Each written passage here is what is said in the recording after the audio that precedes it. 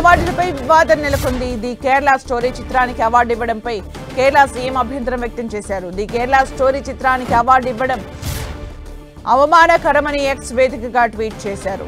అటు జాతీయ చలనచిత్ర అవార్డుల జ్యూరీపై పినరై విజయన్ అసంతృప్తి వ్యక్తం చేశారు.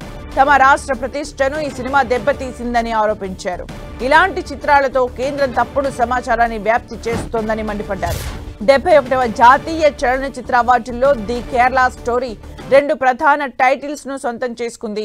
ఈ అవార్డులు ప్రకటించిన కొన్ని గంటల తర్వాత కేరళ సీఎం ట్వీట్ చేశారు. ది కేరళ స్టోరీ అనే సినిమాలో ఐసిస్ లోకి బలవంతపు మత మార్పిడి అనే వివాదాస్పద అంశం ఆధారంగా తెరకెక్కింది. ది కేరళ స్టోరీ సినిమాకు ఉత్తమ దర్శకుడు సహా ఉత్తమ సినిమాటోగ్రఫీ విభాగంలో అవార్డులు దక్కాయి. దీనిపై పినరై విజయన్ అసహనం వ్యక్తం చేశారు. కేరళ ప్రతిష్టను దెబ్బతీసేలా మత విద్వేషానికి విత్తనాలు నాటాలనే స్పష్టమైన ఉద్దేశంతో తప్పుడు సమాచారాన్ని వ్యాప్తి చేస్తున్న ఒక చిత్రానికి గౌరవం ఇవ్వటం తప్పని ట్వీట్ చేశారు. జాతీయ చలనచిత్ర అవార్డుల జ్యూరీ సంఘ పరివార్ విభజన భావాజాలంలో పాతుకుపోయిన కథనానికి చట్టబద్ధతను కల్పించిందని ఆరోపించారు.